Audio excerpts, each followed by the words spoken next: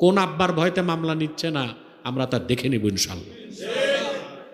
তাকেই অপবাদ দিয়ে পিটিয়ে হত্যা করা হয়েছে। সবচেয়ে দুঃখ লেগেছে মৃত্যুর আগে, মৃত্যু যন্ত্রণায় ছটফট করতে যায় তিনি যখন পানি চাইছেন, এক ঢোক পানিও তারে দেওয়া হয়নি। এ লোকগুলো কি মানুষ? কিন্তু এর চেয়ে দুঃখজনক হচ্ছে প্রশাসন এখন পর্যন্ত মামলা নিচ্ছে না। কিছু ওলামায়ে কেরাম, প্রতিবাদী জনতা আগামীকাল দুপুর ৩টায় ঢাকায় মার্চ করবে। ওলামায়ে কেরাম এসেছিলেন, আমার সাথে দেখা করে গেছেন। সম্ভব হলে আপনারা এই মার্চে যাবেন একজন ইমামের পক্ষে। একটি দুঃখজনক বিষয় আপনারা দেখেছেন, রইসুদ্দিনকে পিটিয়ে হত্যা করা হলো। এখন একদল আরেক দলকে দোষ দিচ্ছে। ওখানেই বিভিন্ন দল আছে, রাজনৈতিক দল দোষ দিচ্ছে যে এটা লামাজহাবিরা করছে, লামাজিরা বলতেছে তারা করছে, অপবাদ দিছে উনি নাকি বলাৎকার করছে।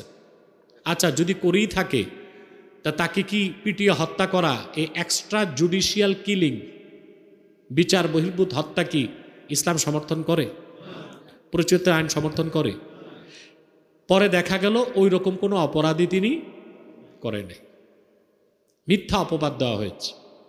ওনার সাথে কমিটির এক পক্ষের দ্বন্দ্ব ছিল, সে দ্বন্দ্বের জের ধরে তাকেই অপবাদ দিয়ে পিটিয়ে হত্যা করা হয়েছে। সবচেয়ে দুঃখ লেগেছে মৃত্যুর আগে, মৃত্যু যন্ত্রণায় ছটফট করতে যায় তিনি যখন পানি চাইছেন, এক ঢোক পানিও তারে দেওয়া হয়নি। এ লোকগুলো কি মানুষ? কিন্তু এর চেয়ে দুঃখজনক হচ্ছে প্রশাসন এখন পর্যন্ত মামলা নিচ্ছে না। কোন আব্বার ভয়তে মামলা নিচ্ছে না আমরা তা দেখে নিব ইনশাআল্লাহ। একজন ইমাম, তার কি অধিকার নাই? তার পরিবার কি আইন পেতে পারে না?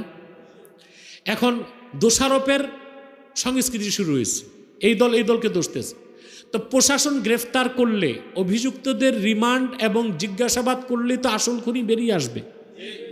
মামলাই যদি নেওয়া না হয়, আর এটা যদি আমলে নেওয়া না হয়, তাহলে তো খুনি ধরাছোঁয়ার বাইশে থাকবে।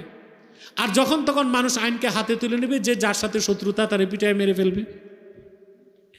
আমরা দ্রুততম সময়ে অভিযুক্তদের আইনের আওতায় এনে আইন অনুযায়ী কার্যক্রম গ্রহণ করার জন্য সরকারকে অনুরোধ করছে। কিছু ওলামায়ে কেরাম, প্রতিবাদী জনতা আগামীকাল দুপুর ৩টায় ঢাকায় মার্চ করবে। ওলামায়ে কেরাম এসেছিলেন, আমার সাথে দেখা করে গেছেন। সম্ভব হলে আপনারা এই মার্চে যাবেন একজন ইমামের পক্ষে, আইনের শাসন প্রতিষ্ঠার জন্যে, খুনিদের শাস্তির দাবি যেন আদায় হয় সেজন্যে। আল্লাহ আমাদেরকে কবুল করুক, মঞ্জুর করুক, বলুন আল্লাহুম্মা আমিন।